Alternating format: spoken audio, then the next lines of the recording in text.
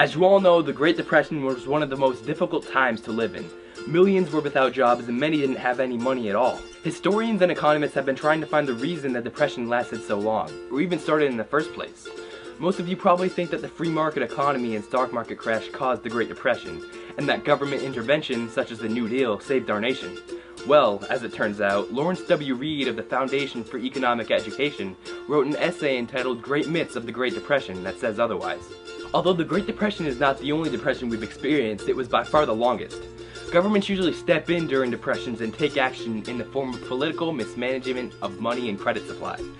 Or in other words, the government lends a hand, kind of like the big bailout the automakers recently received.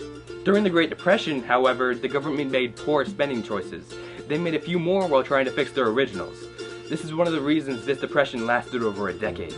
To try and understand how this works, here's what happened. When the government inflates the money and credit supply, interest rates initially fall. Businesses see this as an opportunity to make easy money, so they seize the chance while they have it. All this new business creates an economic boom. As time moves on, costs and interest rates start to increase again, and profits are squeezed. So this easy money period wears off, and authorities start contracting the supply of money. This process sort of shakes the foundations of economics. This is exactly what the government did in the 1920s, and it is also the probable cause of the great stock market crash in October of 1928. But this crash is still not what made the Great Depression so great. Most depressions throughout history only last around 2 or 3 years. So why did this one last nearly 12? Because of poor government policies. The first policy enacted by President Herbert Hoover was the Smoot-Hawley tariff, which taxed some imports by as much as 60%. This tariff taxed more than 3,000 items and nearly cut off all international trade. Maybe his idea was that people would buy American-made stuff, but if we're not buying anyone else's goods, then there's no reason for merchants to sell their ships into our ports. And if they don't come to America, then we lose all of our exports as well, which makes us even worse off than before. Good job, government! Just so you know how bad things were, here are some stats. Auto production was down by 75% by 1932, and the founder of GM lost $40 million. Unemployment was at 8.9% in 1930 and soared to 25% by 1933.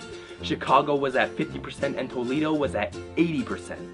The Dow Jones started at 381 points in 1928, then sank all the way down to 41 points in 1931. Farmers lost a third of their markets and about 9,000 banks closed between 1930 and 1933. Schools were shutting down and teachers were owed large sums of money. The government also imposed the Revenue Act of 1932, which doubled the income tax, raised gas and auto taxes, and also postal rates increased. Then came FDR. After winning a landslide victory of 472 to 59, Franklin Delano Roosevelt took office in 1932. In his first 100 days, the dollar was devalued by 40%. He declared a bank holiday, after which 2,000 banks never reopened. He seized the nation's gold, then reset a new gold-to-paper ratio, which was 21 cents higher than the original. Major nations met to lower tariffs set by Smoot-Hawley, and he also ended prohibition. In his first year, he proposed spending $10 billion, while government revenue was only $3 billion. The NRA basically forced businesses into cartels and raised the cost of doing business by 40%. This doesn't sound like it helped the economy during a time like this, and do you know why? Because it didn't. Before the NRA, things were improving slightly, only to be shot back down. They shortened work hours, increased wages, and imposed many new costs. This act was intense. They once arrested a man for pressing a suit for 35 cents instead of the NRA imposed 40 cents. Aren't lower costs to stimulate business what American business is all about? Next, FDR raised the income tax of the rich even more, upwards of 90%. How? I don't know, but Congress eventually rescinded the tax hike, thankfully. Then, the government was spending money on random things like building roads and bridges and picking up tumbleweeds, just so citizens would have jobs to do. But if the money they're receiving comes straight from the government, is any good really being done? Money should come from the people doing business with each other, which is what stimulates growth, not government handouts. Unemployment started to decline around 1936, but then shot back up to 20% in 1938, after stocks crashed to 50% of their worth. It was official. The New Deal achieved a depression within a depression. It was like that movie Inception. Finally, the Wagner Act was put in place, otherwise known as the National Labor Relations Act. This act took labor disputes out of courts and settled them in front of a relations board. The Wagner Act also made it illegal to ignore union leader demands. This caused lots of strikes, boycotts, threats, and all sorts of violence. It resulted in another decrease in production and an increase in unemployment, which was obviously not the government's plan. Again.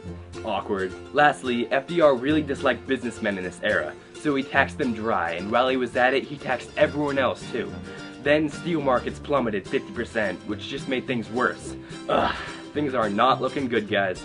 Now it's 1941 and FDR has declared war against the Axis powers. He also laid off an anti-business agenda to focus on the war effort.